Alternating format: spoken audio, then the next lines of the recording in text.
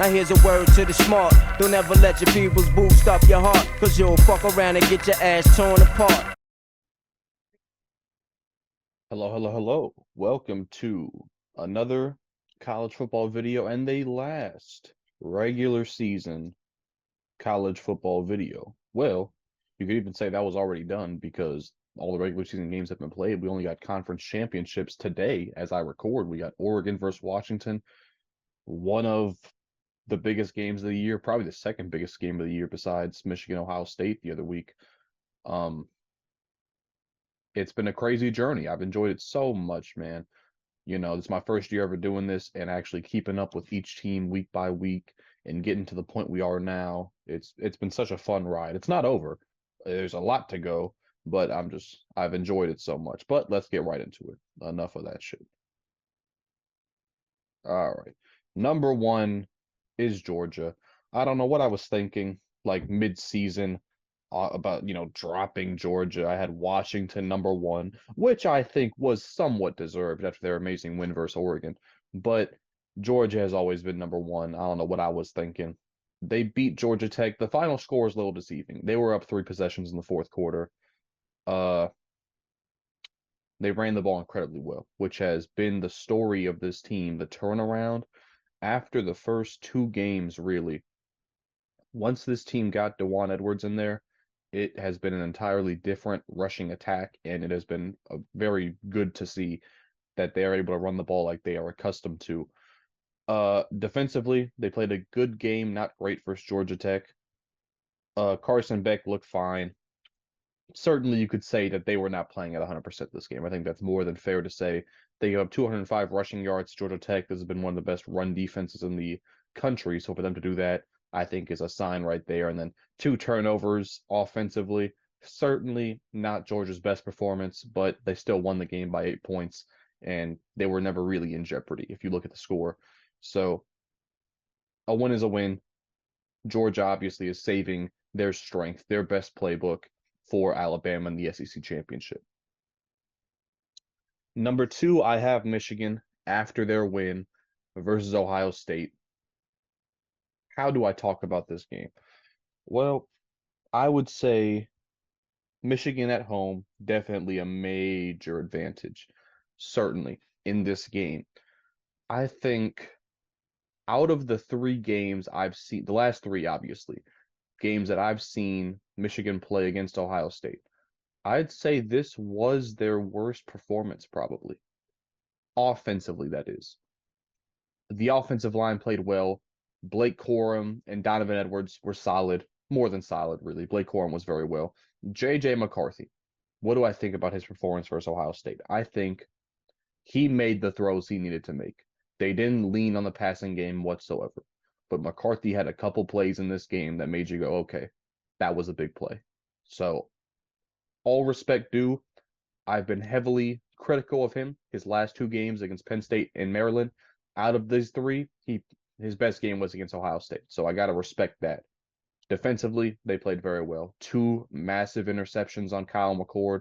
They had a sack. Marv, he did his thing, but Ohio State's run game, I don't think was able to get going as much as they wanted it to. Michigan's defense, a lot of credit to that. This was a back and forth game, you know. And I thought the team that had the ball last that was going to win. That was Ohio State, but Michigan got pressure, forced a bad throw from McCord, and picked it off. So all respect to them. They deserve to win this game, and they're my number 2 team now in the my number 2 team now after probably the biggest win of any team all season. Washington at 3, yet another close. Man, I hate all these close games they've been playing recently, man. Oregon State, I can understand. Washington State, though, look, Cameron Ward's a very good player, and Cameron Ward had a very good game this game. Michael Penix, yet again, not his best. I think Michael Penix has lost out in the Heisman race, honestly. I think it's between Bo Nix and Jayden Daniels now because Michael Penix now, when was the last great game we saw from him? Was it USC? Was it that long ago? It's been like a month since I've seen a game from Penix that made me really just like, wow. So I think he's actually played himself out of the Heisman conversation. And he'll be in the top 3, certainly, but not in serious consideration. 102 rushing yards. That is the good thing about this team. We obviously know how bad it got against Arizona State, for example. Since then, I think they've ran for at least 100 every game. in large part to Dillon Johnson being their number one back. Rome Odunze continues to be one of, if not the best receivers in the country this season. It is astounding just how consistent he's been. He hasn't had the Malik Neighbors 250-yard games or whatever like that, but Odunze, week in and week out, Washington is probably a 9-win team right now. Maybe 8-win team without Rome Odunze. Nobody's talking about that. People talk about, oh, what would Ohio State be without Marvin Harrison? Probably 9-3. What would LSU be without Malik Neighbors? Probably 7-5. What would Washington be without Rome Odunze? 8-4, 7-5, probably. That is the biggest difference of any receiver in the country, and I'd bet a lot of money on that. He has been crucial in them winning all of these close games. Look at what he's done in all these close games. Oh shit, what the hell? Look at what he's done in all of these close games. I mean, against Oregon State, 1-score win, he has 2 touchdowns. Against Washington State, 1-score win, he has 2 touchdowns. Look at what he did against Oregon, against USC. Actually, USC was his one-off game. But still, he's eaten every game in close games. Enough of that. He probably would be my vote for Biletnikoff, if I'm being honest with you, because he has been the most important receiver in college football this year. Oregon at number 4. You may understand that there's a team that's been in my top 4 that is no longer in my top 4. We'll get to that. Oregon, though, they dominated Oregon State. They were at home. Washington was on the road. I give you that. Bo Nix yet again. Since the Washington game, Bo Nix has been on a mission. Not to say he wasn't playing great before that game, because he was. He also played well in that game. But since then, he has been on a historic run, honestly. They ran the ball. Honestly, this is something you can say about Oregon. The last 3 or 4 games, their running game has not been what we saw early in the season, which may be a point of concern, because I think if you want to beat Washington, you have to run for at least 200 yards and control a lot of that clock. So that's something to keep an eye on for Oregon, honestly. But in wake of not running the ball as well, the emergence of Tez Johnson, he was a factor early in the season, but as of late, Tez Johnson has emerged into a star at Oregon. I mean, I did a midseason spotlight on Oregon. When I do my postseason spotlight, I'm gonna have a slide, I think, just of what Tez Johnson has done, like the last 5 or 6 games, because it's been incredible. Troy Franklin, obviously, still been a top 4 receiver in the country. You know, he's still been doing his thing. But Tez Johnson, really, I think, is what took this passing game to another level. Defensively, they shut Oregon State down. I mean, Oregon State, is it fair to call them a little overrated? Certainly. At this point, I think we all understand. Partly by me, because I think I was saying it, but I was still rating them in my top 15, so I was kind of a hypocrite with that. But nationally, I don't think Oregon State was ever a top 15 team in the country, honestly. They've played a couple close games for some good teams. They beat Utah, who isn't even ranked right now. But I mean, you know, when you play Oregon, Washington, Arizona, and who else they lose to? I don't even know. When you lose all those games, Oregon State, we'll get to them. They're still ranked for me. We'll talk about them then. Oregon, though, offensively, defensively, they possibly are the most balanced team. No, they are the most balanced team in the country. They can beat you any way they want to. They're extremely physical. They are in my top 4 right now. Only reason Washington is above them because they have the head-to-head matchup win. Ohio State, this is, by the way, this is where it gets extremely controversial from this point forward. Ohio State is at 5 for me.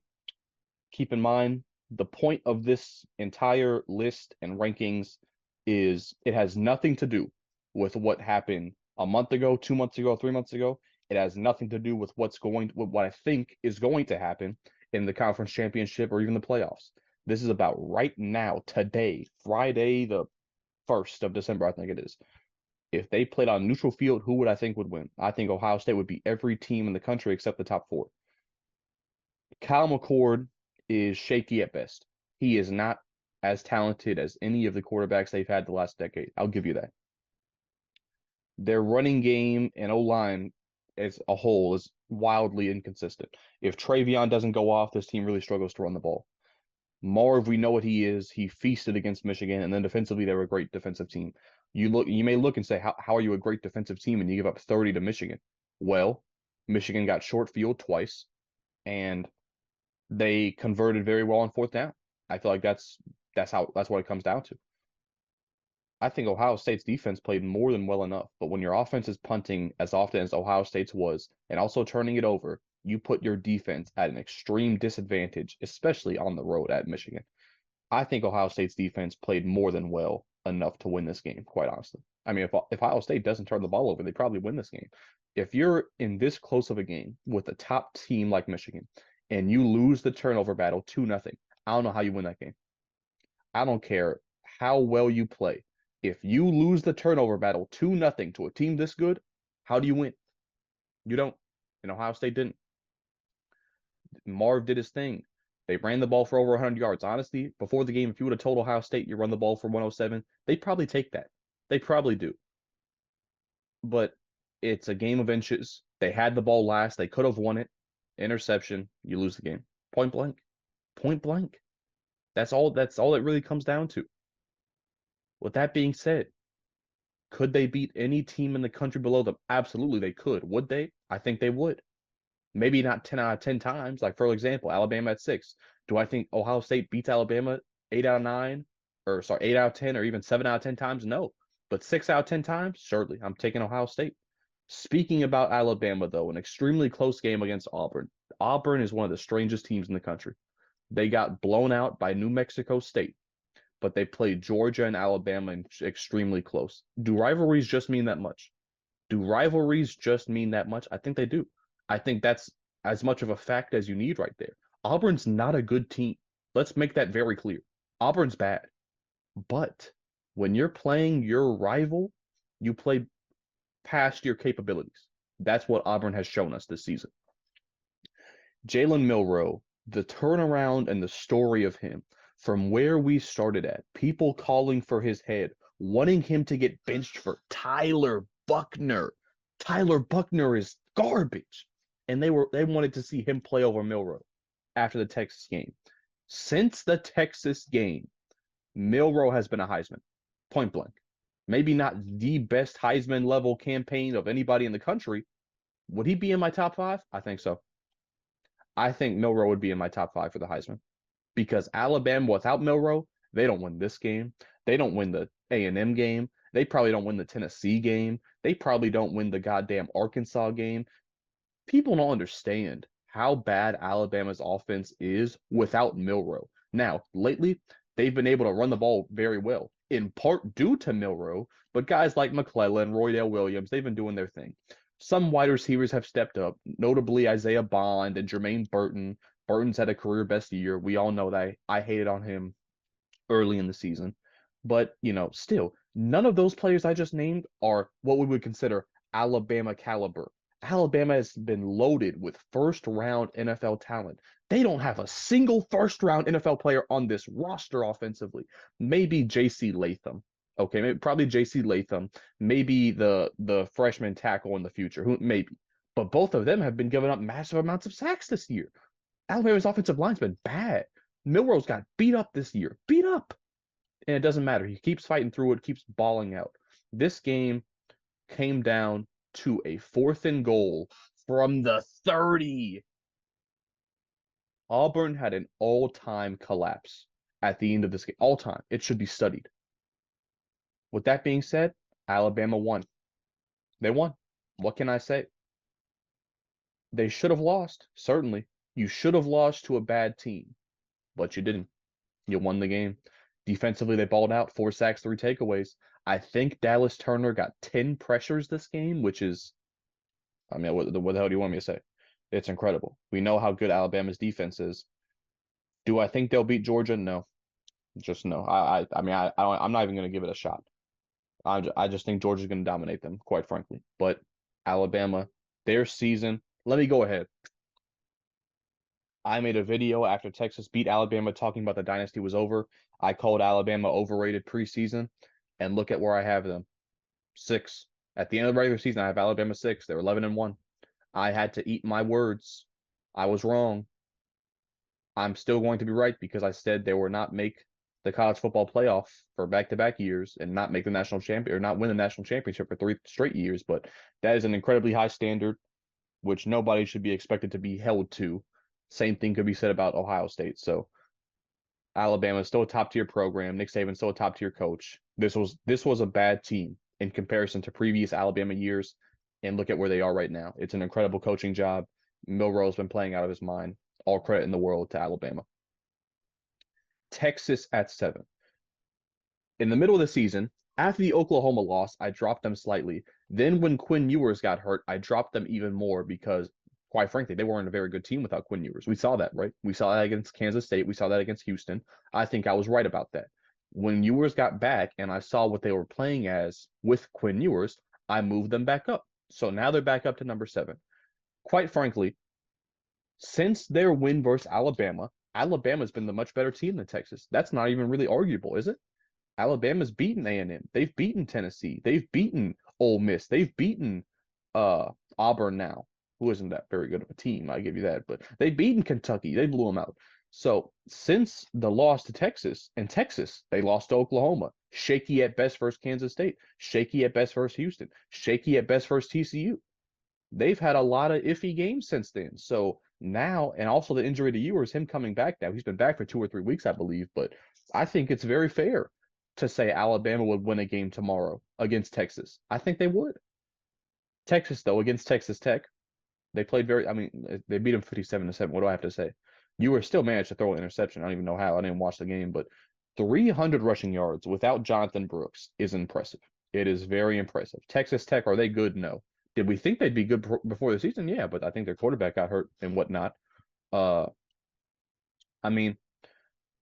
It was a very good game. It was a very good game. Defensively, they dominated, obviously. Held the team to 7 points, 3 takeaways, 2 sacks. Texas is a good team, top 7 team in the country. This slide right here, honestly, it's all interchangeable. If you want to say, well, Texas beat Alabama, they should be above Alabama, okay, I'll give you that. Put them above Bama. If you want to say Ohio State, that loss was embarrassing, they should be dropped out of the top 6, so fine, put them at 7. Switch Ohio State and Texas for all you want. Put Alabama at 5. Put Alabama at 7. I don't care. This whole slide is interchangeable. But if you ask me, this is how I would order it. These are the order of the best teams for me. Now, undefeated Florida State drops 4 spots. Keep in mind, I completely understand why Florida State is in the top 4. For the college football playoff, I think they should still be top 4. I think they've earned that right, that privilege. With that being said, they did not look good enough against a bad Florida team for me to put them in my top 7, because I think very confidently that they would lose to Ohio State, Bama, and Texas. Point blank. That's all. There's no bias here. I actually don't like Alabama and Ohio State and Texas for that matter. I don't like any of them. And I actually did like Florida State when they were balling out. And they're still undefeated. So it's actually, I might be slightly biased towards Florida State. But still, I'm going to be objective here. They did not look good enough versus Florida to make me think that they could beat a top team. I'm not sure they're going to beat Louisville. Florida State absolutely beat themselves that game, and you only won by 9 points. They couldn't throw the football. I mean, how do you expect me to put Florida State any higher than 8 when they can't throw the football? Their running game, Trey Benson balled out. All respect to him. They needed him to step up. I said that beforehand, and he did. Shout out to him. Big game. Defensively, 6 sacks. Clap it up. Great performance by the defense in this game. But if you can't throw the ball, I don't know what to say. When you have amazing receivers and they can't throw the ball, I don't have any confidence in Florida State. We'll see. Because look, if Texas struggles versus Oklahoma State and Bama loses to Georgia and Florida State blows out Louisville, maybe I would put them. Maybe they could sneak up to 6 or maybe even 5. And if Oregon loses, who knows? Maybe Florida State still ends up in my top 4. But I doubt it. I doubt it. Missouri, number 9. Missouri has been such a feel-good story this year, man. Such a feel-good story. Their only 2 losses were to the best team in the country, to a dynasty. Close, by the way. They played the dynasty at home, close. And to the Heisman in Jaden Daniels. That's their 2 losses. Tip your cap to Missouri. That's your 2 losses. I can't even get mad at you. I can't. They blew the brakes off Arkansas. Brady Cook played good. Cody Schrader. I don't hear many people talking about Cody Schrader. I hear a lot of talk for guys like Ollie Gordon and Blake Corum. if I'm being perfectly honest here, Blake Corum has not been a top 5 running back in the country. I'm sorry. If you want to hate on the tush push and Jalen Hurts, I understand Blake Corum's touchdowns are very different. He has a lot of big touchdowns, but quite frankly, I'm taking guys like Cody Schrader over Blake Corum any day of the week. I'm sorry. Because Cody Schrader has been balling out. This is his like 3rd game of over 200 yards, I think. They were amazing defensively, only 98 passing yards allowed. Now, Arkansas is god awful. Let's make that very clear. But defensive, look at these stats defensively. 5 sacks, 5 what? What? 5 sacks, 5 takeaways. That is, oh my God. That is an incredible defensive performance by Missouri. Missouri finishes the season in my top 9. I desperately want to see them play a top team, man. If Texas doesn't make it, I want to see Missouri versus Texas. If Oregon doesn't make it, I need to see Missouri in a top bowl game. I'd love to see him versus Ole Miss. Let's get to Ole Miss at 10. Ole Miss, close win versus their rival, Mississippi State, in the Egg Bowl, I think it's called. Jackson Dart has not finished the season very strong. Starting with the Georgia game and really since then, he started out very, very hot. I thought he was the best quarterback in the SEC for a stretch. But since, he's fallen on hard times. Quinshon Judkins, his first 3 or 4 games, I think he was hurt. Since then, he has been on fire, and he finished the season incredibly strong. They ran the ball well versus Mississippi State defensively. Mississippi State offense is horrible. It's god awful. And they held them to 7 points, as you should. Good job, Ole Miss. Top 10. Their only 2 losses, Georgia and Alabama. Come on. What can you say about Missouri and Ole Miss in that sense? They both play their hearts out, and they play incredibly difficult teams and lose. They're both top 10 teams in my opinion, though. If your only losses are to Alabama, Georgia, and the Heisman, what am I supposed to say? So both of these teams are incredible. They both should be playing bowl games against very, very good teams. And I give both these teams, I give Missouri an A+. I give Missouri an A+ this season. Ole Miss, I give an A because I thought that Alabama game was winnable. So I thought you could have been better than what you were. Actually, I'll give both of them A's because I thought Missouri, the LSU game was winnable. So both these games lost games that I thought they could have won. With that being said, though, they still played about as well as you could. So both these teams get an A for me, a 9 out of 10 on the season. They played their hearts out. I got to respect it. LSU down at 11. I know they have a head-to-head win versus Ole Miss. So why do I have Ole Miss ahead of them? Well, I think Ole Miss would beat them still on a neutral field, but it might be. That is razor thin right there. Sorry. Ole Miss already did beat LSU. LSU has the win over Missouri. So 9, 10, and 11 are all interchangeable because they're all incredible teams. I think they all could compete with anybody in the country. I'll say that. Ending at 11, I think the top 11 could beat each other. I know Georgia's already beaten Ole Miss and Missouri, but if that was in Georgia, both those games were in Georgia. Let's keep that in mind. So I think anybody in the top 11 could beat each other. Specifically, LSU though. A comeback win versus A&M. I think they were down double digits. And quite frankly, Jaden Daniels and Malik Neighbors and Brian Thomas pulled together to win this game. That's what it was. They ran the ball well. Mainly Jaden Daniels. Most of that came from Jaden Daniels. Jaden Daniels, he's my Heisman. It's that simple. Bo Nix is an extremely close second.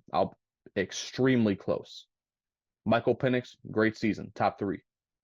But Jaden Daniels, since I've been watching college football, do I think it's better than Caleb last season even?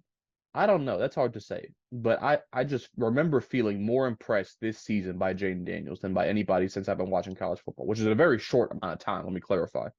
Like the last 3 years, but still, man. Jaden Daniels this season has been incredible. He is the Heisman in my opinion. They came back, and after a certain point, A&M just couldn't stop them. LSU was getting a touchdown every single time. Defensively, they made the plays they needed to. 4 sacks and a takeaway. They probably should not have given up this many points to A&M, but with that being said, a win is a win. Jaden Daniels, 4 touchdowns, over 350 yards. What can you say? He's the Heisman in my opinion. He balled out versus A&M. LSU finishes as my number 11 team in the country. Tulane all the way up at 12. UTSA, people are going to absolutely sleep on this win.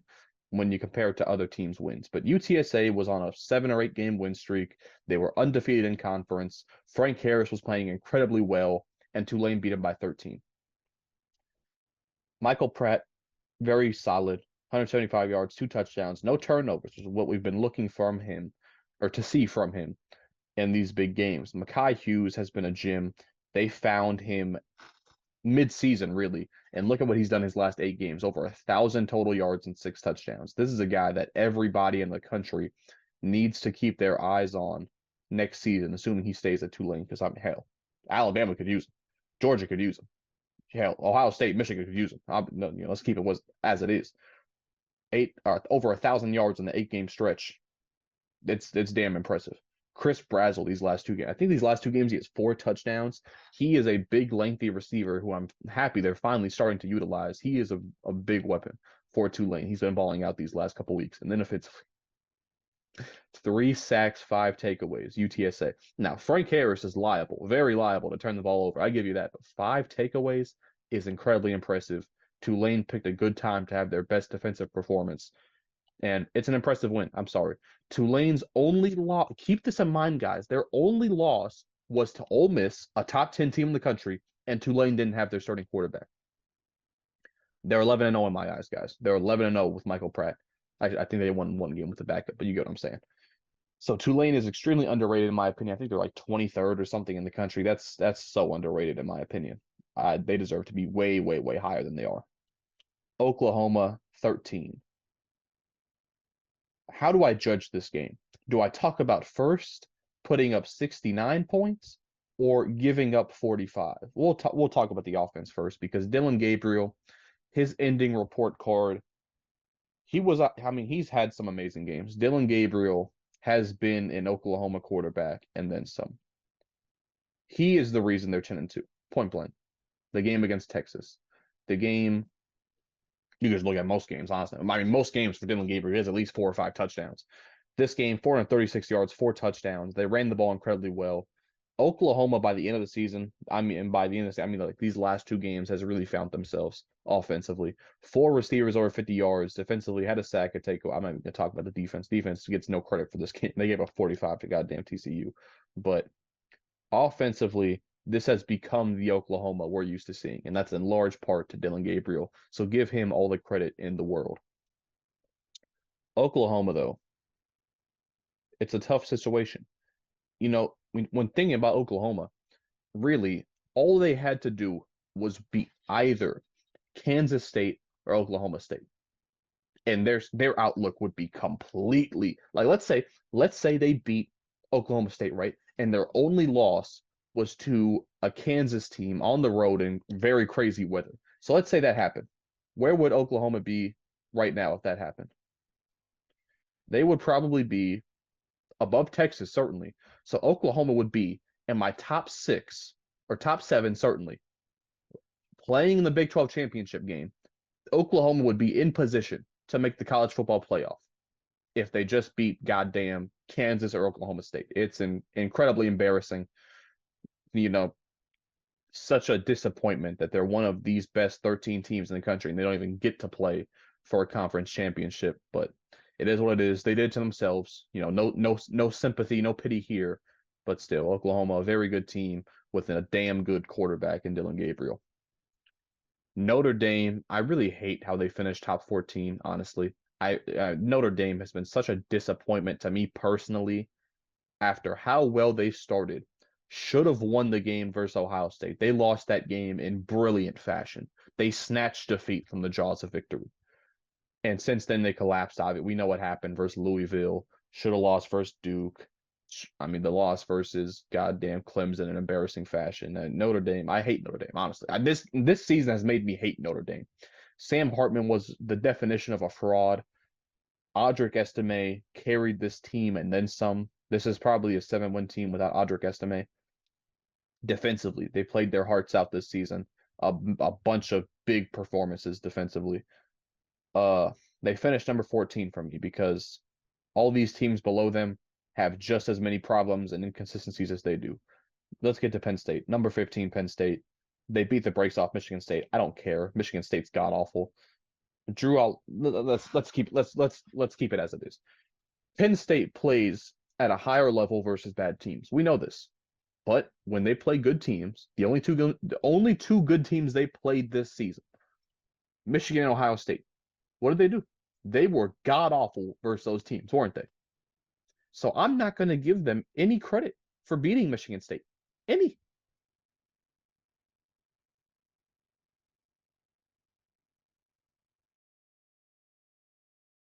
Okay, hear me? Okay, hear me? Okay, good. I knew the mic would die. It worked last video, this video, whatever. Okay. I'm not gonna give Penn State any credit for beating Michigan State because they've already showed me who they are. Because let's remember what this list is. This list is who would beat who on a neutral field today.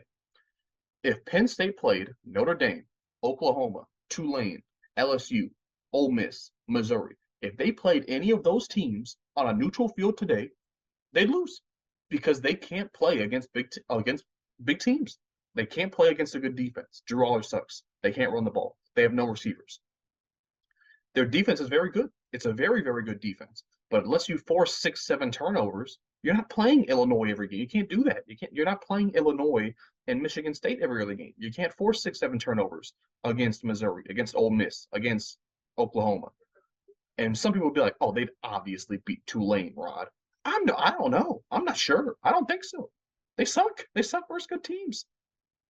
It is what it is, man. They ran the ball well against Michigan. I'm not even going to talk about this game. If you want to look at it, go ahead. Penn State has an amazing defense. Credit to that. Manny Diaz, good job. Their offense is embarrassing. They have a good running back duo that they don't use in big games. Nick Singleton, Katron Allen, they should be the main focus of the offense against Michigan, against Ohio State. They're not. They put the ball in Drew Aller's hands, and he sucks, respectfully. Respectfully, he sucks. He can't play big games. So it is what it is. I know Penn State's ranked like number 10 in the country nationally, or in the AP poll, but they're not that good. They've shown that they're not that good against big teams. So it is what it is. They're number 15 for me. Arizona at 16. Arizona, one of the most shockingly impressive teams this season. They beat the brakes off Arizona State. Noah Fifita is a freshman, apparently. I thought this guy was like a senior who had been waiting for years and years for an opportunity. And when Jaden DeLore got hurt, he just stepped in and balled out. This guy's a freshman. He's a freshman. The guy's going to fuck around and transfer to Ohio State next year. He probably should. He is amazing. 527 yards, 5 touchdowns. They struggled to run the ball, but he had 3 touchdowns. Who gives a fuck? McMillan and Jacob Cowling. I don't want to mispronounce McMillan's first name. I think it's like Teratoa or something. They had 20 catches.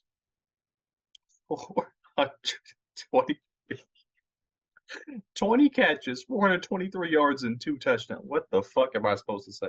That is the best game, I think, by any duo in the country this season. Malik Neighbors and Brian Thomas probably had some pretty good games as well.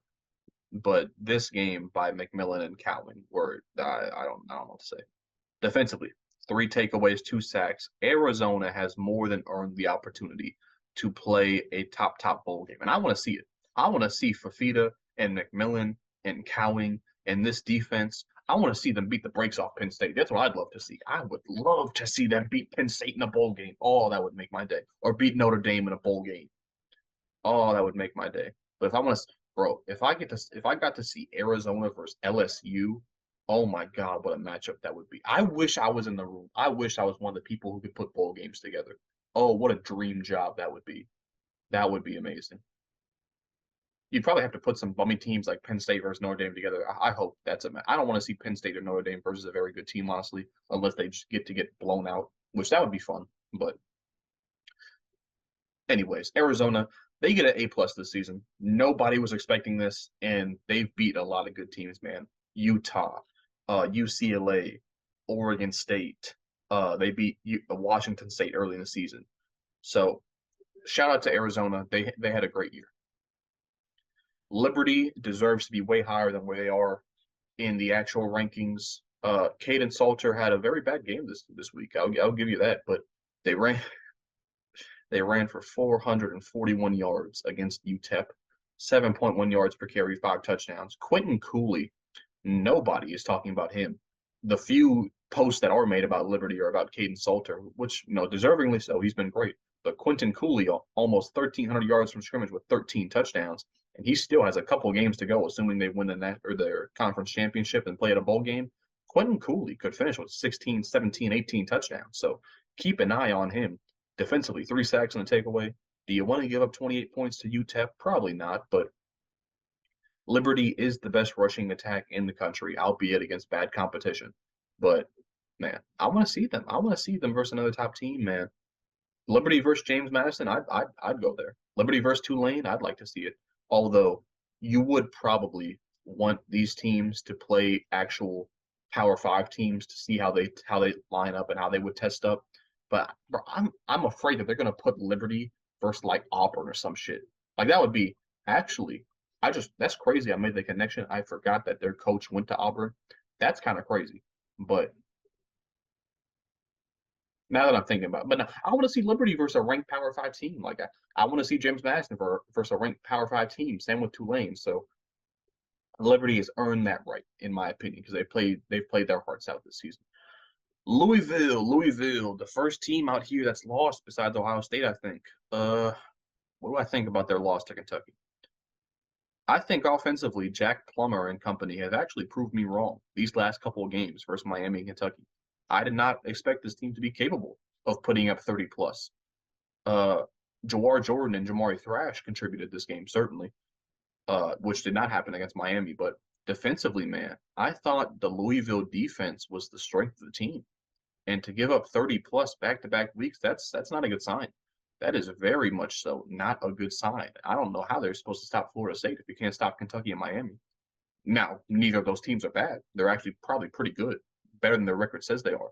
But 3 offensive turnovers, 38 points allowed. Ray Davis demolished Louisville. I don't know, man. It's tough to put your finger on just why they've been so bad defensively these last 2 weeks. But Louisville, they dropped 6 spots for me. They were a little overrated. No, they certainly were overrated. To start, let's call a spade here. They should never have been in my top 15. I got peer pressure. But yeah, they're at 18 for me right now. James Madison up 6 spots. They lost to App State, and I shunned them. I banished them all the way down to number 25. But they proved themselves. They proved themselves against Coastal Carolina. For some reason, man, they do not get to play in their conference championship. How do you win the conference? How are you allowed to be in a conference, right? You're allowed to be in the conference. You play other teams in that conference. You have the best record in that conference, and you don't get to play for the conference championship. That is like the dumbest rule I've ever seen in my life. Why would you put a team in a conference that they can't win, even if they play the best? I don't know. It makes no sense to me. I hope in James Madison's bowl game that they get to play either Troy or App State so that they have a chance to like actually be the Sun Belt champions, because that's what I want to see, man. Because why would the best team in a conference not get to play for the conference? Anyways, I digress. Jordan McLeod balled out versus Coastal Carolina. He redeemed himself. 6 touchdowns versus Coastal Carolina. Their run game, it was awful. The last 2 games before this, 157 rushing yards this game, 4.6 yards per carry, 3 touchdowns. Elijah Surratt, one of the biggest names of this receiver core for James Madison, 6 catches, 107 yards, 3 touchdowns defensively, 3 takeaways and a sack. Their defense has been their strength all season, and they showed up and showed out versus Coastal Carolina. James Madison, such a weird team, man. But honestly, I think they could beat a lot of teams, man. I think they could beat Louisville. I think they could beat Liberty. I think they could beat Arizona. I think they could beat Penn State or Notre Dame. I think they could beat Tulane. I think they could beat Oklahoma.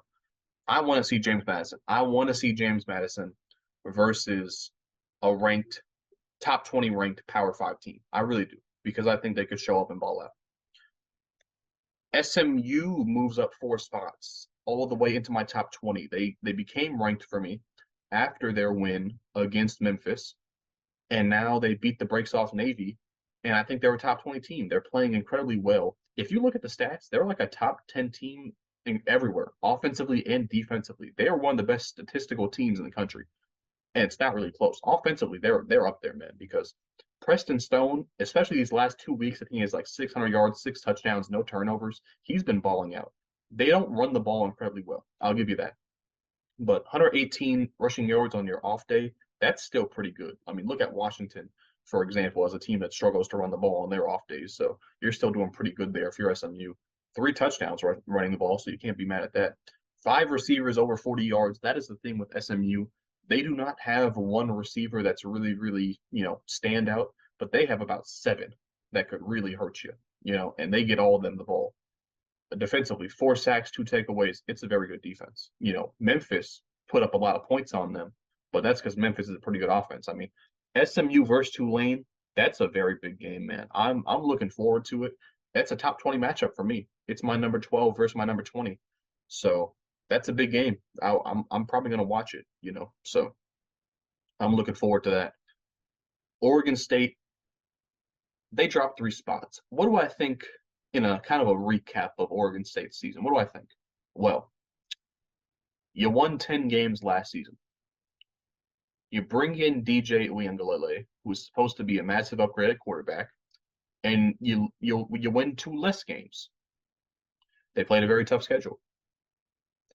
Were they going to lose to Washington and Oregon regardless? Yeah, probably. Probably were. They probably were. Should you have lost to Washington State and Arizona? No, I don't think you should have. I think you were the better team in both of those games, but you lost because I still don't think DJ's a very good quarterback. I'll put it like that. His stats at Clemson last season were better than they were this year. Point blank. You can argue with me if you want, but they were. They couldn't run the ball this game. I mean, I'm not even really going to break down this game because they weren't going to beat Oregon in any world. I don't care who you have at quarterback. Oregon State's roster was not good enough to compete with Oregon that night. Point blank, period. On an overview of the season for Oregon State, I don't think DJ was enough to get them to where they wanted to go. They needed a quarterback better than DJ if they wanted to actually compete in the Pac-12. That's my thoughts on that. DJ's a good quarterback. He's a pretty good quarterback. He's like a 6.5, 7 out of 10. But Oregon State needs better than that if they're going to compete in this year's Pac-12, which ended up being incredibly talented. So with that being said, Oregon State at 21, that's probably a pretty good spot for them. I don't know where they started from in preseason. I think preseason I had them like 17, 18. So I was pretty on the mark there. But yeah, Oregon State, they got very, very overrated at their height.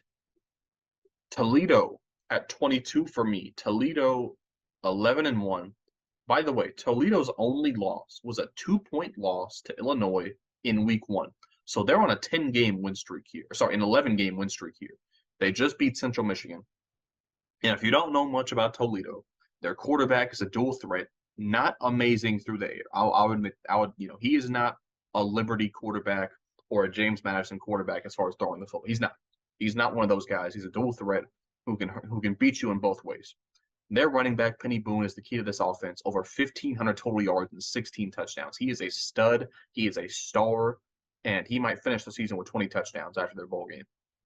2 receivers over 500 yards. Like I said, they don't throw the ball incredibly well, but defensively, 34 sacks and 18 takeaways. This is a good defense.